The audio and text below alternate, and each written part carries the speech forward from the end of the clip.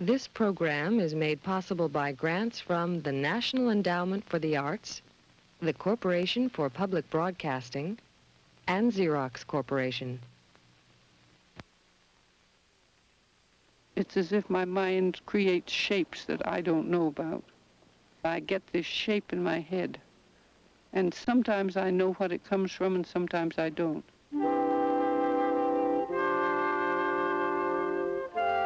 It never occurs to me that they have anything to do with death. They are very lively. And I remember someone saying to me, "Why do you make your flowers so large?" And I said, "But you don't ask me why I make the river so small."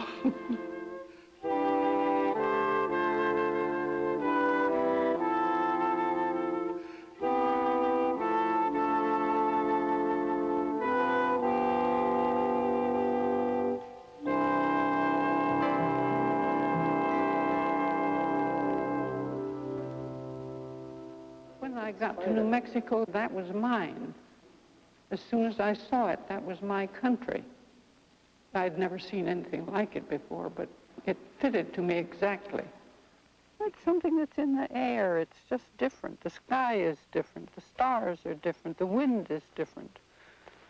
I shouldn't say too much about this because other people may get interested, and I don't want them interested. I don't go out like that now, but I used to get right up in the morning and start out and stay out all day. I'd start off around 7, and not get back until around 5. Wasn't it hot? Hot? Well, of course it was hot. It was terribly hot. And in the afternoon, about 4 o'clock, the bees would try to get in the car, so you'd have to close the windows. Of course it was hot. But a Model A was wonderful. You could take the back seat out. I could sit on the driver's seat when I turned it around and work on the back seat. And the windows were large enough, so it was very good. I could use a great big canvas that way, 30 by 36 or 30 by 40.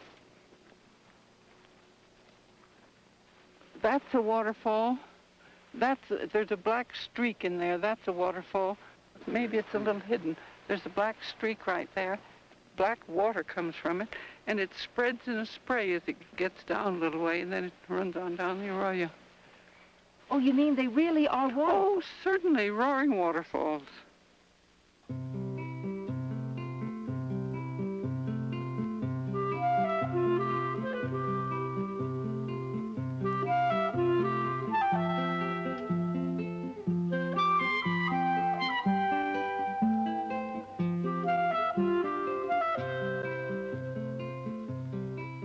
Well, the boy that had taught me to drive told me there was a place up here that he thought I would like better than any place I'd seen, and I'd been around quite a bit.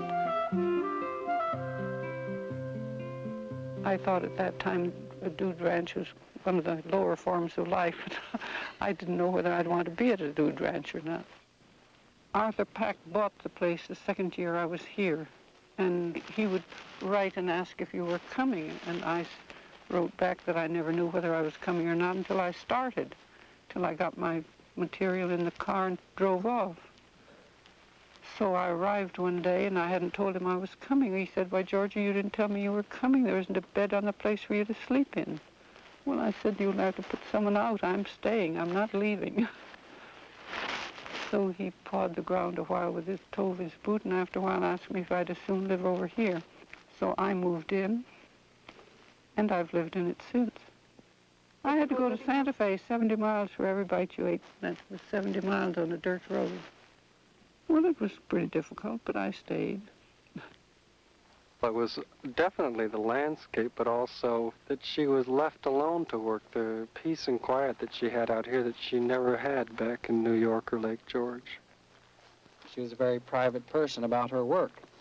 At the time O'Keeffe and Stieglitz married, not even Alfred Stieglitz came in the room when O'Keeffe was painting.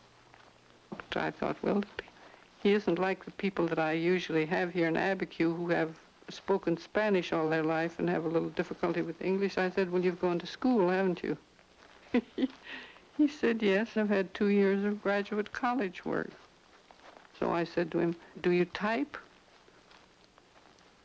a tall young man, over 6 feet, with hair down his back. I was going to have to look at. So I found out in time that he was a potter.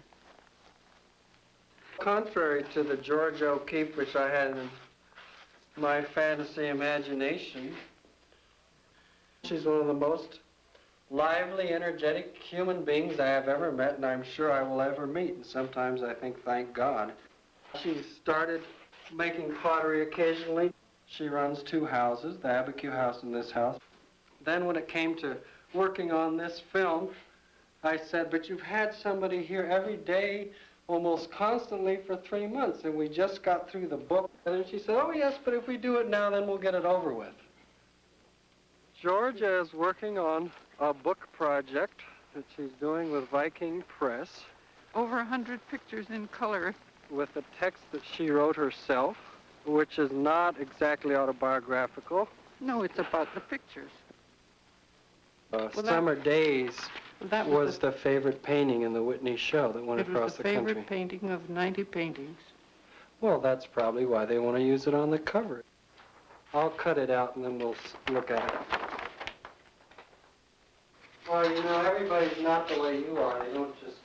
They don't take care of themselves as well as you do. That's why they don't try to live to be 100. Has there been a book like this ever done before? Only the catalog of that show. But there The hasn't Whitney been catalog. Yeah, but there really hasn't been No a book. book of your... No. This is it. It doesn't really matter if the color isn't absolutely right, if the picture feels right when you finish the print.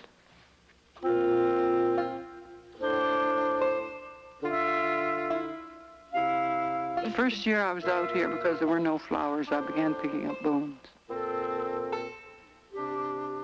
Well, I wanted to take something home. I wanted to take something home to work on.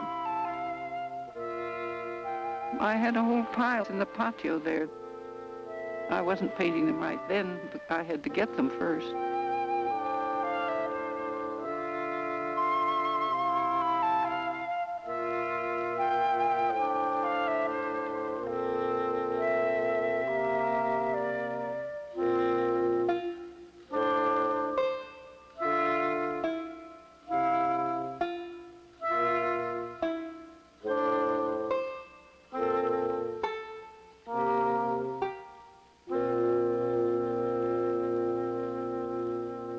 And when it was time to go home, I felt I hadn't started on the country. And I wondered what I could take home that I could continue what I felt about the country. And I couldn't think of anything to take home but a barrel of bones. So when I got home with my barrel of bones to Lake George, I stayed up there quite a while that fall and painted. That's where I began, that's where I painted my first skulls, from this barrel of bone. And first I painted the horse's head. And then I got this cow's head. And I had the cow's head painted against the blue. And I thought, well, I have to do something else about that. And that was at the time that the men were all talking about the great American novel, the great American play, the great American... Oh, it was the great American everything. And I thought they didn't know anything about America. A lot of them had never been across the Hudson. So I thought, I'll make my picture a red, white, and blue.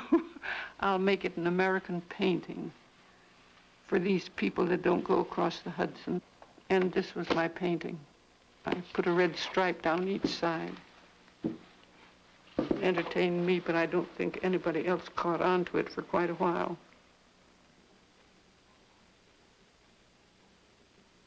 Another thing I collected was artificial flowers that they had in all the little country stores. Poor artificial flowers, but sometimes they were very pretty. The bones do not symbolize death to me. They are shapes that I enjoy. It never occurs to me that they have anything to do with death. They are very lively. No, George O'Keeffe denies that it has anything to do with death. She does not associate it with death. For instance, that pelvis series of the bones she found on the desert. She holds them up and then sees the mountain through the hole in the bone so that she goes through this into nature. You can take it as a symbol of a sort of concrete immortality in these things, too, that they outlast death itself. They please me. And I have enjoyed them very much in relation to the sky.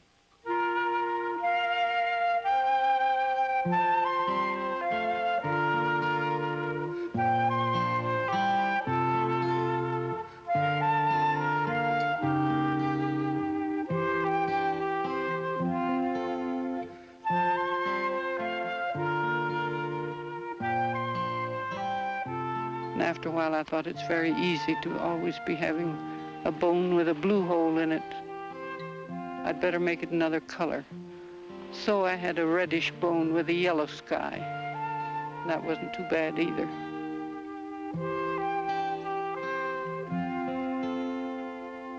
Where do you suppose you got the idea of being an artist? I haven't the faintest idea. I often think about it and wonder, but I had it in my head when I was, well, I couldn't have been 12 when I had that idea. You had what idea?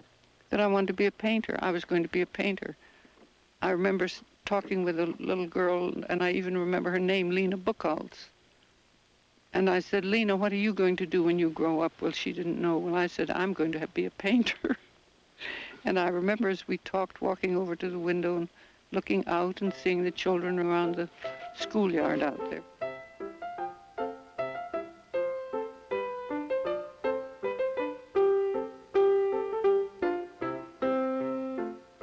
Sun Prairie, Wisconsin was real farm country in the 1890s when Georgia was a child. It was always more of Georgie's crazy notions. They never approved of me. My mother and I never agreed. I got so I would just not talk about the things that I knew we would disagree about. I was going to be a painter. O'Keeffe became very independent at a young age, from coming from a large family, from having gone off to boarding schools at a young age.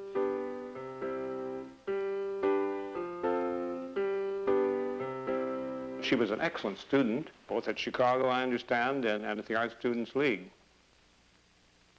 The art scene was strictly academic. There was very little prompting of originality. The painting was very realistic or very idealistic. I think the greatest influence on George O'Keeffe, it was really William Merritt Chase. He used a great deal of white, of pastel color. Some of the Chase influence remained. She won a prize in still life. Who wants to spend their life painting rabbits in copper bowls? All the instructors at the League told us we should go and see the Rodin drawings because they thought that either Stieglitz had his tongue in his cheek or Rodin maybe was making fun of Stieglitz to give him those drawings. But we must go and see them because it might be important. At that time, Stieglitz had the only modern things that you could go to see. He had the first Picassos. That was what seemed to be the most important place. As I looked at the Rodin drawings on the wall, I thought they were just a lot of scribbles. It wasn't anything like what I'd been taught to draw. Why did you get to the point where you stopped painting? What was it that made you stop? Well, I was taught to paint like other people, and I knew that I'd never paint as well as the person that I was taught to paint like. There was no reason why I should attempt to do it any better. I hadn't been taught any way of my own. And one of my sisters dragged me up to a class of this man at the University of Virginia. She said she was sure I'd be interested, and I said I was sure I wouldn't. No, she was sure I'd be. Anyway, I went. And she resumed making works of art under the influence of a man named Alan Beaumont, who was a pupil of a man named Arthur Dow. His idea was, to put it simply, to fill a space in a beautiful way, which was a new idea to me. From the first year I was there, I was offered this job in Texas, and I knew no more about teaching in the public schools than I do about going to the moon. And I'd always wanted to go to Texas because my mother read to us almost every night, and on Sunday afternoon, and on rainy days. And I listened to all kinds of Westerns and Indian stories.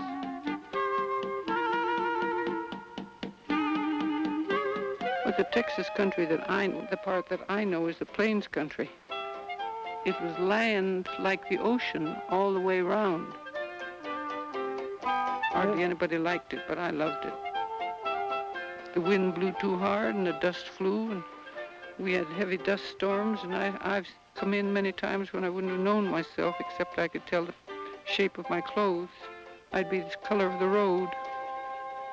Another thing, we would drive away from the town at night. You could drive right out into space. You didn't have to drive on the road.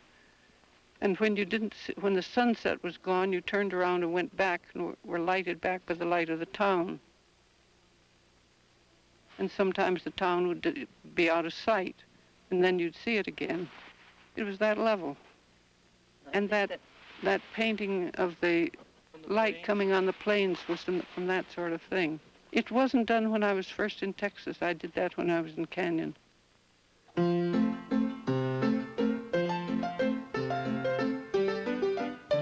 I had a friend who lived up near where I did in Columbia.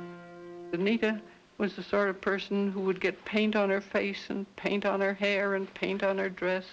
And she always had an armful of papers, of poetry, politics, about everything.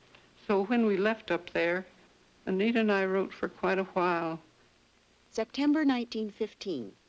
Dear Anita, I have a position teaching in South Carolina. I think I would have time to work down there where nobody will be interested. If I can't work by myself for a year, with no stimulus other than what I can get from books, distant friends, and from my own fun in living, I'm not worth much. October 1915. Have put everything I have ever done away and don't expect to get any of it out ever again. I feel disgusted with it all, and I'm glad I'm disgusted. I put up a lot of pictures that I'd done during the year, and I could say, well, I painted that to please so-and-so, and I painted that to please so-and-so. Go around the room, there wasn't anything to please myself, and I thought that was pretty dull. So I put it all away and started over again. And I decided I was going to begin to make drawings. I thought, well, I have a few things in my head that I never thought of putting down, that nobody else taught me. And I was going to begin with charcoal, and I wasn't going to use any color until I couldn't do what I wanted to do with charcoal or black paint, and went on from there. Did you ever have something to say and feel as if the whole side of the wall wouldn't be big enough to say it on, and then sit down on the floor and try to get it onto a sheet of charcoal paper? Anita, I wonder if I'm a raving lunatic for trying to make these things. I don't remember feeling free or anything like that. I was busy. And I was busy in the daytime, and I made most of these drawings at night. I sat on the floor and worked against the closet door. I can see shapes. It's as if my mind creates shapes that I don't know about. I can't say it any other way. That I get this shape in my head. And sometimes I know what it comes from, and sometimes I don't. And I think with myself that there are a few shapes that I have repeated a number of times during my life, and I haven't known I was repeating them until after I had done it.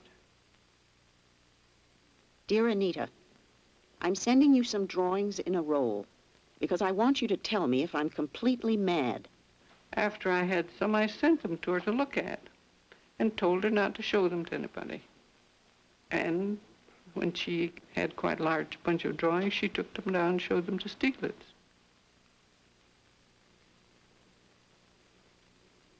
And to have him like my paintings was pretty exciting, you see, because he said right away he'd like to show them. Well, time went on, and I was up at Columbia, and one day a girl said to me, "Is your name Virginia O'Keeffe?" I said, "No, it's Georgia." Well, she said, "Virginia O'Keeffe is having a show of drawings down at Stieglitz Gallery." Virginia O'Keeffe, well, that must be me. So I went. I was furious. He had told her he was going to show them, but he hadn't told me, and when I got down there, I really was incensed that he should hang up my drawings and I not know anything about it. But he wasn't there. He was on jury duty somewhere. And I went again to have him take my drawings down. Well, we had a little argument and the drawings stayed up. Why did they stay up? Listen, you try arguing with him and see where you get.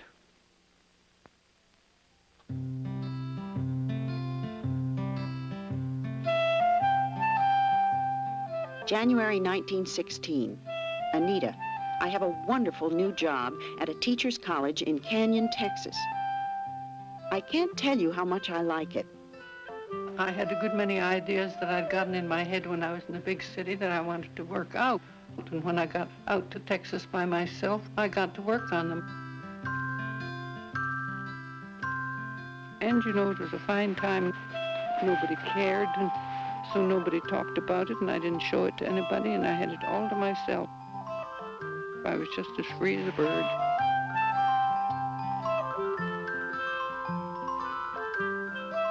My sister and I used to walk out from Canyon.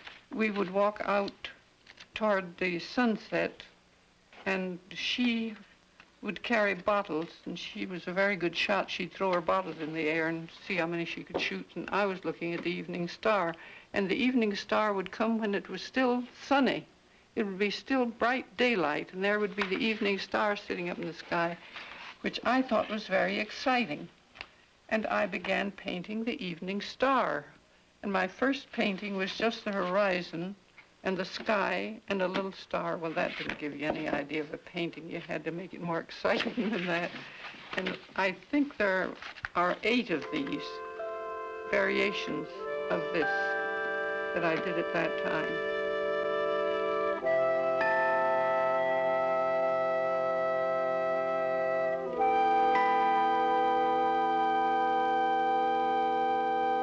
Paladora Canyon is a small canyon like the Grand Canyon, and I used to go down there almost every weekend.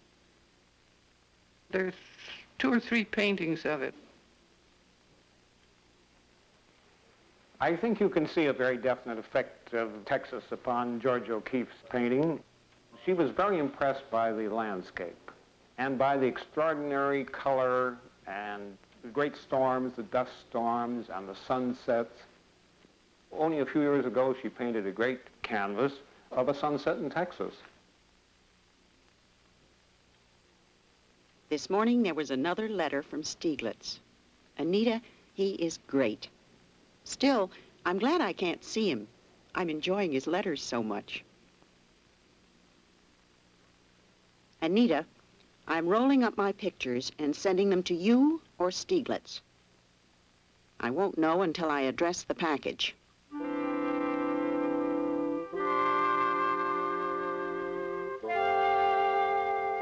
There is an inner law of harmony at work in the composition of these drawings and paintings by Miss O'Keeffe.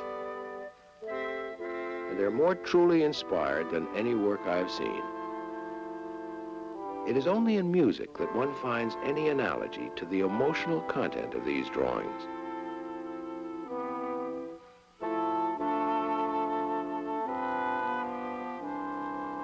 I went to New York as soon as the school was over. He had just taken the show down. He put it all up for me again. Being in New York again for a few days was great. Stieglitz, well, it was him I went up to see. Just had to go, Anita. And I'm so glad I went. And I think it was then that he photographed me first, because I remember he sent me the photographs, and I had the fun of showing them to my class. Alfred Stieglitz was the father of modern photography. He succeeded in establishing photography as a medium of expression, quite on a par with the other arts. 291, located at 291 Fifth Avenue, was a gathering place for photographers, chiefly. But Stieglitz started showing paintings as well. He became a violent center of the enthusiasm for arts in an international way. Dear Anita, I think I never had more wonderful letters than Stieglitz has been writing me. Anita, I would like you to read them, but some way or other, they seem to be just mine. Hadn't had but about an hour to myself all week. I've only painted once. O'Keeffe came to New York in 1918. Stieglitz asked O'Keeffe, what would you like to do? And she said, I would like to go on painting. And he said, I will make that possible. He promised O'Keeffe to give her a year so that she could continue painting. Although he had at times very little money, he did manage to scrape together money to help other artists and keep them going. Arthur Dove said, when I think of what I owe to Stieglitz, I owe everything. Stieglitz made the most complete portrait of O'Keeffe as a woman that has ever been made in any medium.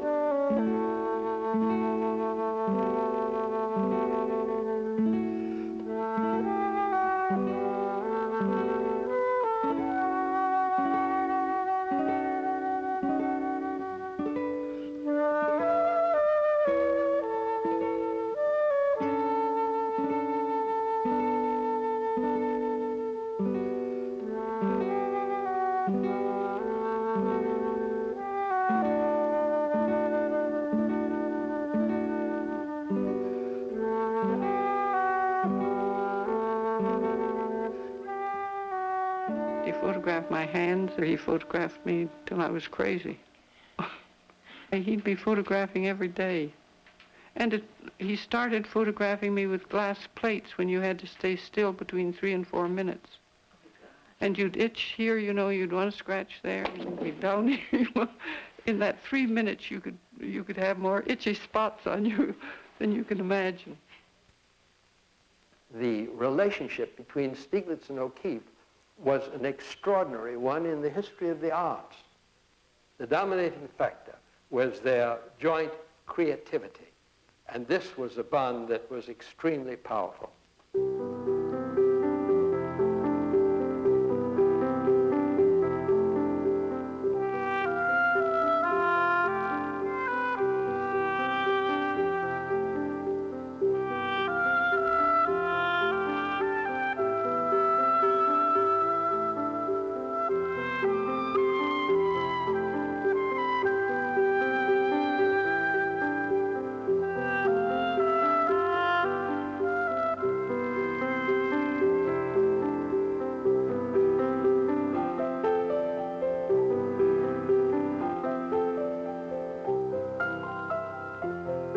I had lived at Lake George in the summer for 10 years.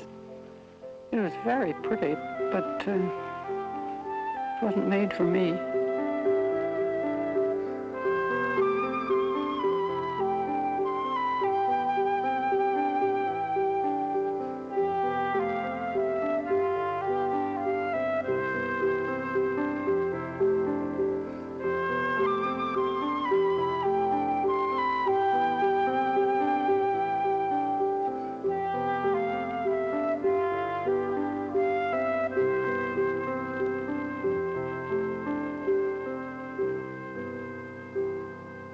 I think the summers at Lake George were difficult for O'Keeffe. It was a large family summer home. There were many people coming and going all the time. Well, the family all came. You see, the old grandmother had always had her children come and her children's children, and it got so that the children of the children came.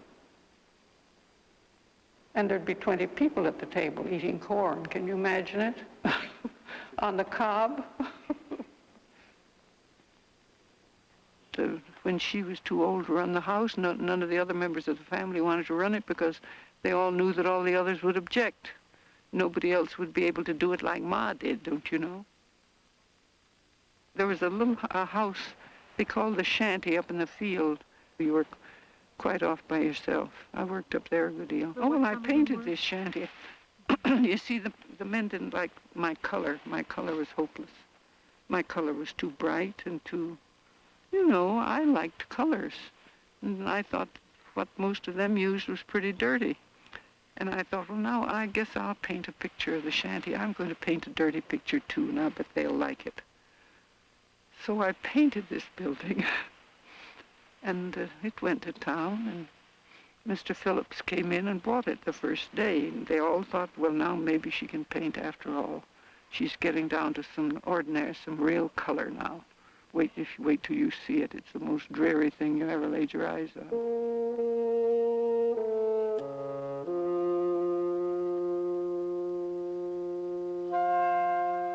There's nothing like her art, and I think it has to do with her distance from the European tradition.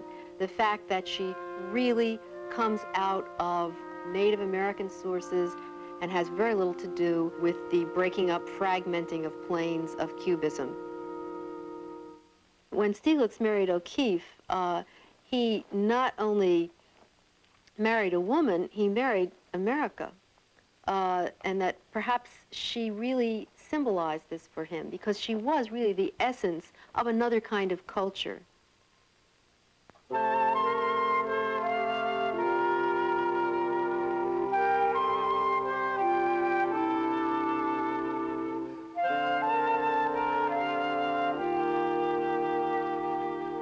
When we were shooting this in New York, the way it was framed and the way it was hung wasn't this way. Is that true or am I wrong? That's wrong. That's wrong. It always is hung this way. So you say you don't care whether they're hung one way or the other. But this one has to be hung this way. That big hollyhock with blue larkspur can go in any direction.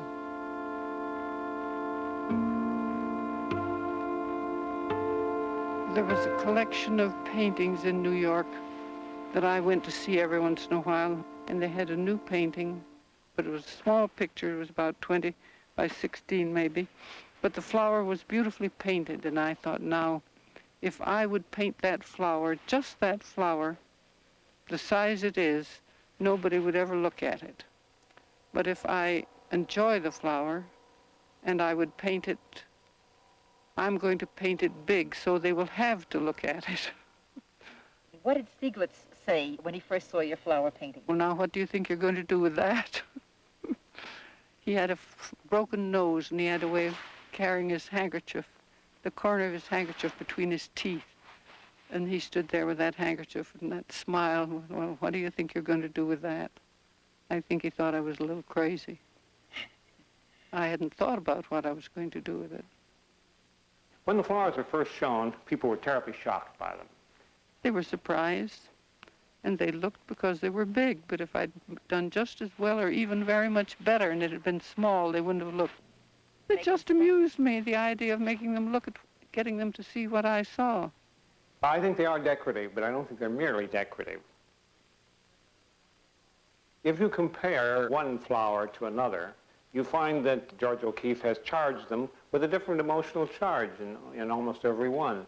Now this one with all this lightness, and so in fact there's a white rose which belongs in the same key, which is almost, has been called at various times a ballet dancer. It has that fragility and lightness about it. Then you'll take something like the Black Iris, which is a very marvelous picture in the Metropolitan Museum, which is very strong, intense, almost dour mood about it. In this way, she more or less continues what the great Oriental artists did with flowers. They use them to express certain emotional moods. People who say that I like George O'Keeffe, but I don't like her flowers, really don't understand her, because it's really the same kind of thing that she does in landscape and does in still life. Didn't some people find sexual symbolism in your flowers? Well, they were talking about themselves, not about me. The people that saw them that way, they were talking about their own self, not about me. Why have you done those paintings in series? Well, I have a series of paintings of Jack in the Pulpit. At Lake George, we had a good many Jack in the Pulpits. My first one was almost photographic. It was about 10 by 12, and the next one got up to be 30 by 36. And the next one got 30 by 36. And the next one, I think, was 30 by 40. When that one, the Jack got black. Well, then I made an abstract thing of all the different parts of the Jack, and it got to be 48 inches high. And then I thought I ought to be able to simplify it more than that. And I thought about it, and I thought, well, really, the thing that makes you interested in that flower and that you wouldn't look at the flower without is the Jack in the middle of it. So I painted just the Jack. Now, does that make sense to you? O'Keeffe was one of the very, very few American women artists of her generation. And she didn't feel that being a woman was any kind of a limitation. I think she felt that if she had the goods and she could deliver, then she was going to be taken seriously. And she was. The other artists in the Stieglitz circle certainly had to take her seriously because the work was on a level that couldn't be denied. Well, I got on with them very well because I did all the hard work for them. I hung up their shows and carried their pictures around and put them in storage and got them out. And, you know, I was quite a useful citizen. There were always men around Stieglitz. He had to have an audience. He was that way. They all thought it was wonderful for a while, and then after a while they got mad at him like children do, you know, get mad at their father and leave. Well, the male painters, is that what you meant? The male painters? Yes, they were painters. Hartley and Marin and Dove and Demuth. Strand was around, and there was a man named Herbert Seligman. I always got on with him. Well, Dove always liked me, and I always liked Dove. When I say we liked one another, we liked one another's work, too. She was devoted to Marin. I think that he was personally devoted to her.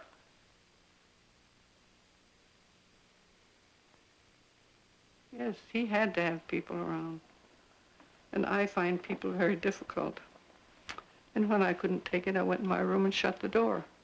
They had similar worldviews, and because they really looked at things from the same point of view, they could be together, even though they were so different as personalities.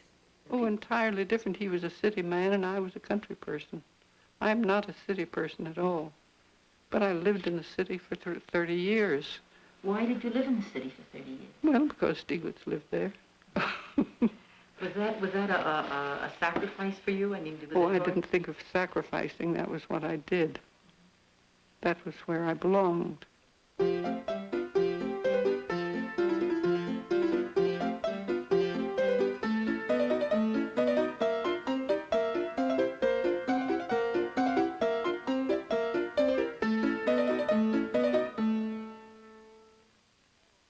This is my first New York. That was on 47th Street, I think, and I think the Chatham Hotel was in there somewhere.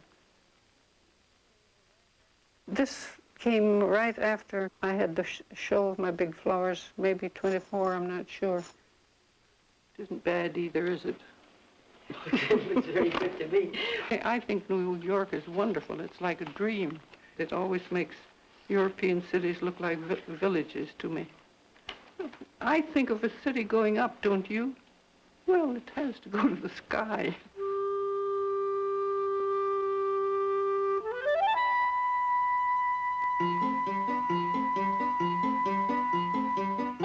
Well, that's what I saw out the window. I lived over by the river, by the East River in New York. I lived for years.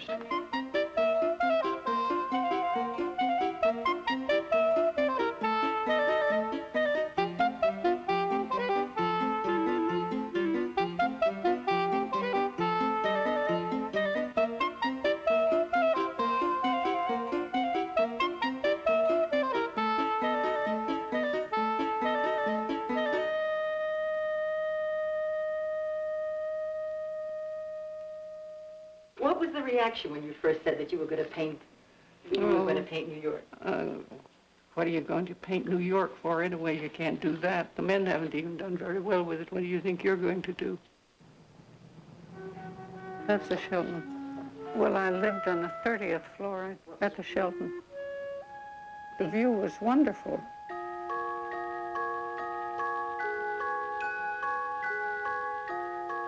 They look like tall, thin bottles, you know, and things go up and down in the bottle.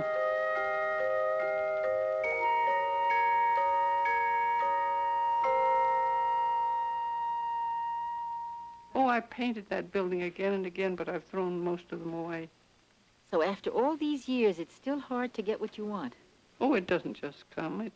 I'll tell you, you probably make a painting for some little part that you can't think what you're going to do with. For instance, I might have all of it, but what am I going to do right there? And I wouldn't know until I get to it. And then you have to do something. You can't leave that corner empty, see? I don't start until I'm almost entirely clear. It's a waste of time and paint. I've wasted a lot of canvas. But I'd like to be pretty clear. Oh, I can sometimes, with that New York that I was talking about, with the Shelton, I started at one corner, and I went right across and came off at the other corner, and I didn't go back. That's pretty unusual, isn't it? Well, it was for me. I was amazed that I could do it.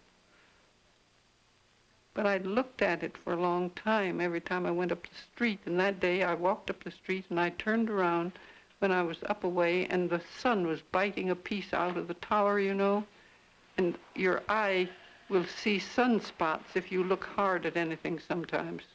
As I looked hard at it, the sunspots were partially on the sky and some were on the building. You wouldn't always see it that way, but I just happened to see it with a bite out of it. Oh, that goes that way. That's the... Radiator building, is that? Yes. It was on 42nd Street. It was a black building. And you know, you could walk up and down 42nd Street and look at it in the night by yourself and nobody paid any attention to you. What was it that made it work so well for so long? I was interested in what he did and he was interested in what I did. Very interested. So much that his favorite word was no, as I told you before. To whom? To anyone who wanted anything. Oh, really? Oh, certainly. He didn't want people to have anything. He wanted to keep it all. He liked it and he didn't want to sell it. But didn't he try to sell the painting? He never tried to sell a painting. He tried to keep people from buying. And if I had had any particular feeling about money, we would have been fighting all the time, but I didn't care. He'd come home and tell me how somebody came and wanted a particular painting, and he didn't let them have it. And this would go on maybe till long in April, and I'd say, well, Alfred, you know, it'd be nice if I made my living this year. Well, he liked what I did, like I liked what he did. That's how we got along at all. Dear Henry McBride, here at Lake George, everything is very green. Nothing but green. I look around and wonder what one might paint. I'm having a wonderful time. You know, I never feel at home in the East like I do out here, and finally feeling in the right place again. I feel like myself, and I like it.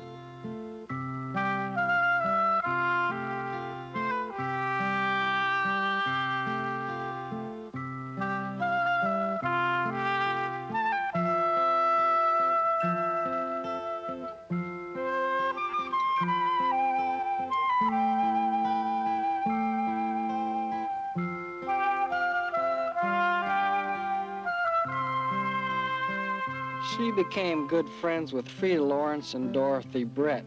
She did a painting called The Lawrence Tree, which was right outside of the D.H. Lawrence Ranch, outside of Taos.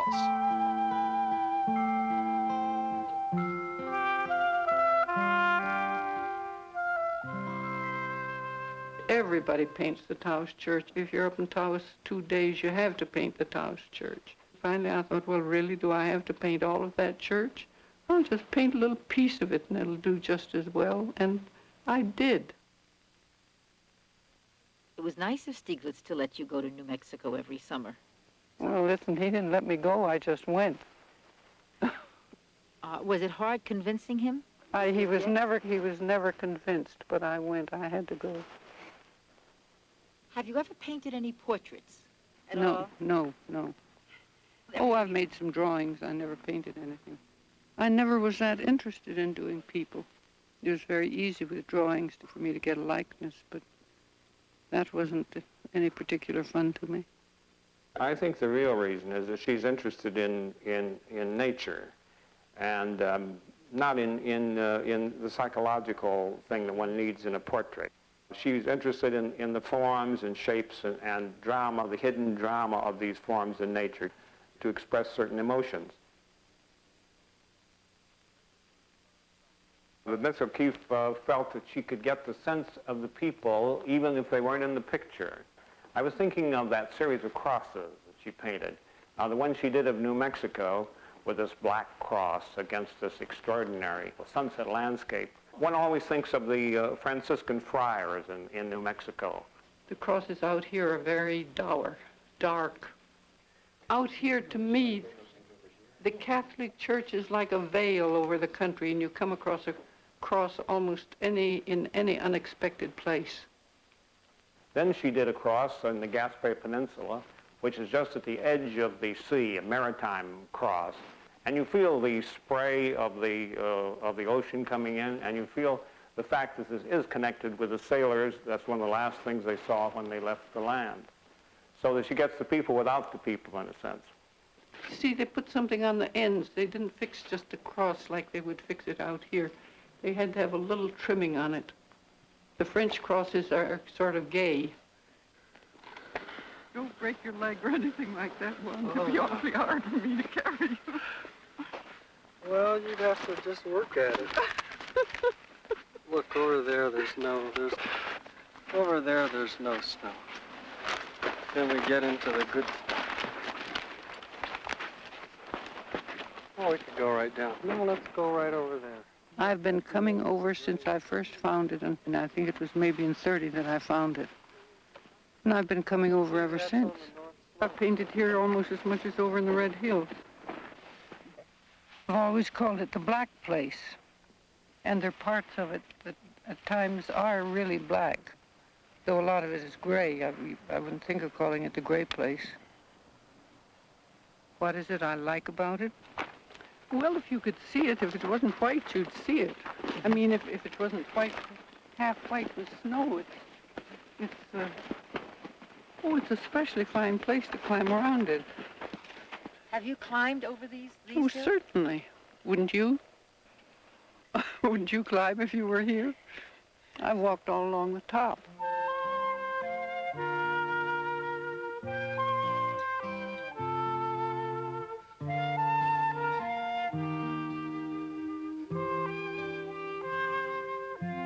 I've been here in all kinds of weather. I've worked out here in the wind when the wind blew so that if I got off my chair, it would blow away. I don't know how I kept my picture on the easel, but I've painted out here when it was very windy.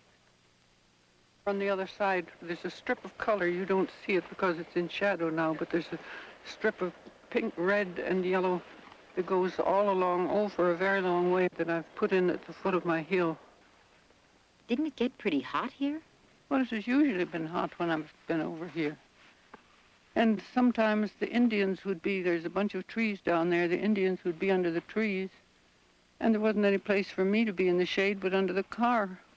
After I'd eaten my lunch, I worked in the car usually, but if you wanted to be out of the sun, you lay under the car, and that isn't a very nice place. It's better than nothing, though.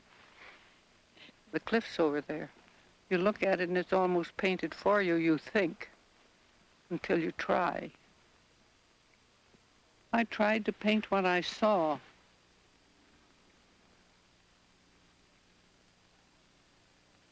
I thought someone could tell me how to paint a landscape, but I never found that person.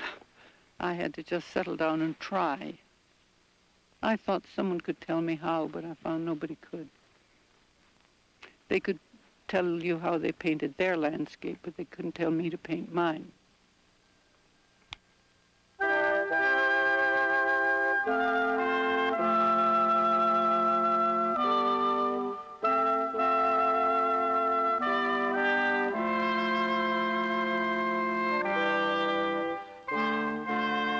I think Miss O'Keeffe creates a world. It is a world of surprising variety. It was not there before, and there is nothing like it anywhere.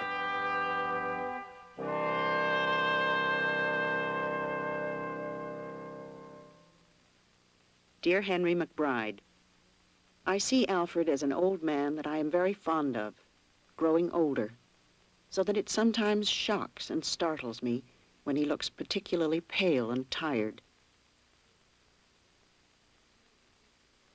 I feel that he has been very important to something that has made my world for me. I like it that I can make him feel that I have hold of his hand to steady him as he goes on.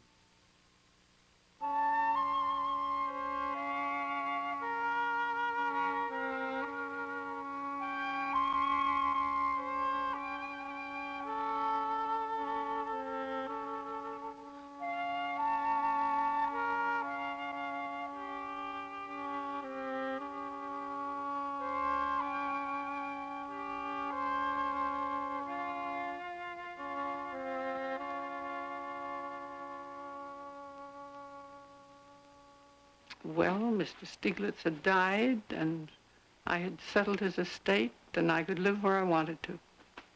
There was nothing holding me in the big city, so I came out here. I always knew I'd live out here if I had a chance. This house was all here as a shell, and it was a pig pen. I used to come just to look at that door. This door is what I bought the house for. I thought it was for the view. Oh, I never thought of the view. Well, I knew it was a good place, but you didn't find anything like that door any other place. And I thought that door was something I had to, I don't know why, but I had to have that door. It had a garden, and I was tired of eating wilted carrots and wilted lettuce that I had to go clear to Santa Fe to get when I lived at the ranch. I wanted a garden. It took me 10 years to get it. They wouldn't sell it. But I stayed here, and I kept trying. If you can work hard enough, you can get almost anything. You really think that? Well, I got it away from the Catholic Church, and that's an achievement. Is it true that you went down the Colorado River on a raft? I went down the upper part of the river. That's a very funny picture of me rowing.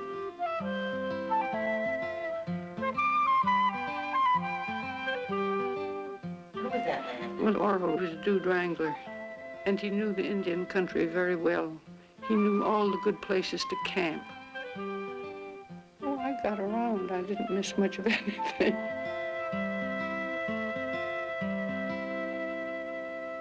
One has this picture, perhaps derived from media, that this woman is some kind of a desert recluse. It's not true at all. The whole series of clouds and rivers seen from the sky, these were paintings that came out of her travel experiences. I went clear around the world flying. We were 3 months and a half going around, and I went halfway around again, and I still think there isn't anything better than where I live. I was flying out from the big city. The sky looked as if you could just go out the door of the plane and walk right off to the horizon. The clouds looked so solid. Well, I couldn't wait to get home to paint it. There's a time in the evening when the whole world seems to have a glow for about 10 or 15 minutes, and I had fluorescent light to paint with.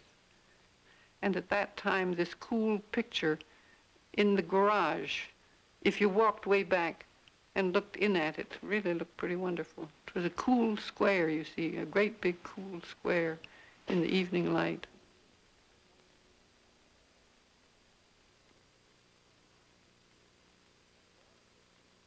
A lot of young people got very interested in the Whitney show. It was astonishing to me the way the young people responded to it. I was very surprised. I think it made them more aware of what they were trying to do or thought they were trying to do with their work.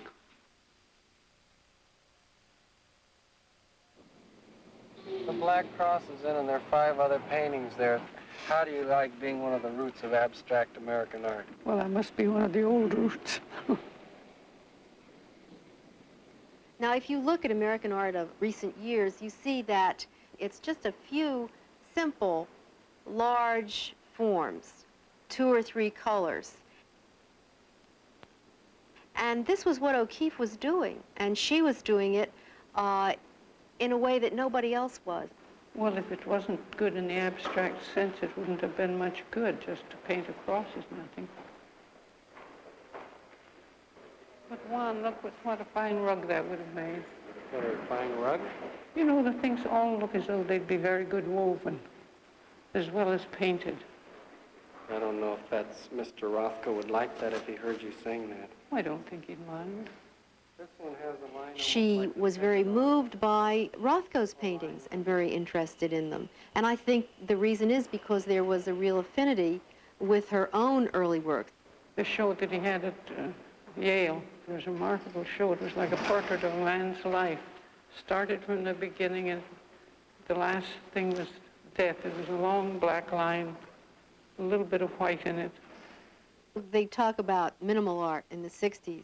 But if you look at O'Keeffe's paintings of the patio in the 60s, or the road past the view, there's the river paintings, you know, where it's just a line. What do you think of Mr. Pollock? Anybody can have it as far as I'm concerned. Oh, I'm so glad I'm finished with him. And I think this picture on the back is a prize. It's a photograph Juan made. And that's my chow and my cane. We're standing out there looking at the future. I have been very fortunate, much more fortunate than most people. I don't think, for instance, I can imagine myself being a much better painter and nobody paying any attention to me at all. But it happens that the thing that I have done, the things that I've been doing have been in touch with my time so that people have liked it. But I could have been much better and nobody noticed it. Much better, I'll say, as a painter. You see, a painter is one thing and a person, in a way, is another thing. Some people seem to be luckier than others. I don't know, maybe it's because I've taken hold of anything that came along that I wanted. At the same time that you've said that you've been very lucky, you've also said that your life is like walking on a knife's edge. On this knife, I might fall off on either side, but I'd walk it again. So what? What if you do fall off? I'd rather be doing something I really wanted to do.